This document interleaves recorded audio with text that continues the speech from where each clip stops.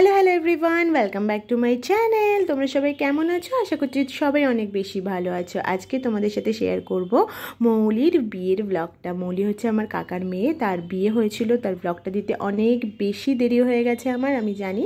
তো আজকে তোমাদের সাথে সেটা শেয়ার করব, খুব ছোট্টর মধ্যে দিয়ে শেয়ার করব আমরা কি করেছিলাম। আমি সন্ধ্যেবেলায় গিয়ে পৌঁছেছিলাম, নিজেই সেজেছিলাম। ও বাই দ্য ওয়ে, একদমই নাই, চুলটা করে দিয়েছিল আমার বৌদি। ও একজন মেকআপ আর্টিস্ট, তোমরা চাইলে ওকে বুক করতে পারো। কারণ আমি সন্ধ্যেবেলা পৌঁছেছিলাম, যার ফলে আমার তো একদমই কি বলবো সময় হয়নি নিজে কি করবো। আর তাছাড়া আমি চুলটা একদমই করতে পারি না, তাই ও করে দিয়েছিল। তারপর দেখতেই পাচ্ছ বিয়ে বাড়িতে চলে এসেছি, আর বিয়ে শুরুও হয়ে গেছে। বেশিক্ষণ টাইম লাগেনি বিয়ে হতে। এখানে আমার পিসিরা বসেছিল, কিছু দিদারা বসেছিল, যারা হচ্ছে আমার নিজের যে দিদা আছে ঠাম্মা, তার বোনেরা, তাদের সাথে গল্প করছিলাম। অনেকদিন পর দেখা হলো। এই হলো বর আর বউ, দেখতেই পাচ্ছ। আর 7 পাকে ঘোরা হচ্ছে আরকে। তারপরে সবাই মিলে করছে, কে জানি না এরকমভাবে ক্রস করছিল আঙুলটাকে, এরকম 2 দেখাচ্ছিল, আমি জানি না কে দেখাচ্ছিল এটা। যাই হোক, যে দেখাচ্ছ সে কিন্তু আমার ভিডিও যদি দেখে থাকো, সে কিন্তু তুমি কি লিখতে পারো, তোমার পরিচয়টা দিতে পারো। দেখতেই পাচ্ছ এগুলো হচ্ছে। তারপর আমি বললাম যে ওকে নামাতে হবে। আমি এরকম বলেছি, তোমরা ওকে নামাও, পড়ে যেতে পারে, অথবা যারা ধরে আছে তাদের খুবই কষ্ট হতে পারে, তো সেই কারণে নামাতে হবে। তাই জন্য ওরা লাস্টে নামিয়ে দিয়েছিল। ইটস ভেরি ডিফিকাল্ট একটা মানুষকে তুলে নিয়ে ঘোরা, it's very difficult for me. যাই হোক, তো চলো এবার ওরা মালা বদল করছে। বর বউকে দেখো, তোমাদের কেমন লাগছে বর বউয়ের একসাথে, সেই জিনিসটা কিন্তু কমেন্টে লিখে জানিও। আশা করছি তোমাদের অনেক বেশি ভালো লাগছে। আর এই বিয়ে বাড়িতে সত্যি কথা বলতে, বিয়ে বাড়ি দেখলেই কিন্তু নিজের বিয়ের কথা মনে পড়ে, বা খুবই ক্লোজ ওয়ান্সদের যাদের বিয়ে হয়েছিল সেগুলো খুবই মনে পড়ে। যারা মৌলি বিয়েতে আসতে পারো, তোমরা দেখতে আমি জানি, তারপরে দেখার পরে তোমরা কিন্তু কিছুই লিখে জানাবে না যে তোমাদের ভালো লাগলো কি খারাপ লাগলো।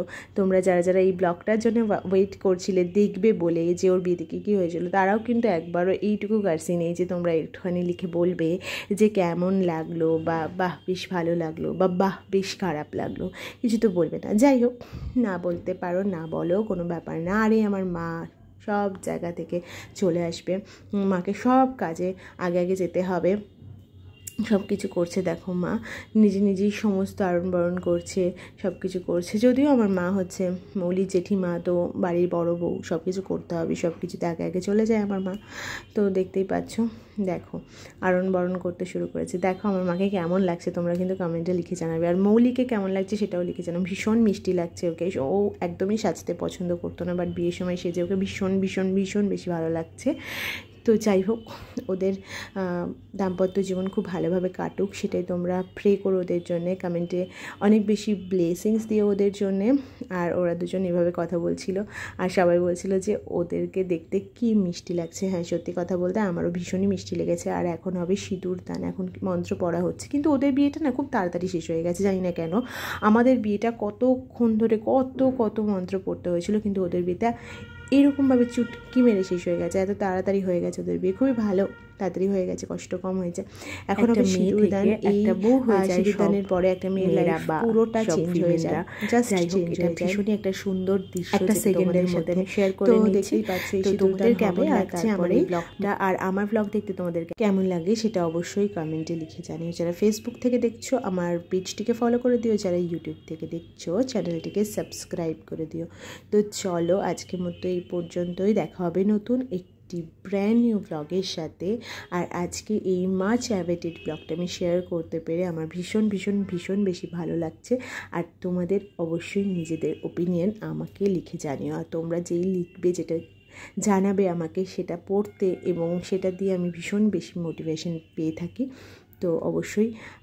আর দেখো, তোমাদেরকে যেটা বলেছিলাম যে সিঁদুর দানের পরে একটা মেয়ের লাইফটা, মেয়ের মুখটা কেমনভাবে চেঞ্জ হয়ে যায়, জাস্ট এরমভাবে চেঞ্জ হয়ে গেছে। যাই হোক, চলো আমরা খেয়ে দিয়ে আসি। খাওয়ার মধ্যে আমরা খেতে বসে পড়েছি। খাওয়ার মধ্যে আছে একটু চিড়ে ভাজা টাইপের কিছু, আর তার সাথে ডাল, আর মাছ আছে এদিকে, কাতলা মাছ বা রুই মাছ, যাই হোক। আর এদিকে মাংস ছিল। আর এই ধরনের খাওয়া দাওয়া করে, মিষ্টি তো খাই না, তাই খাওয়া দাওয়া করে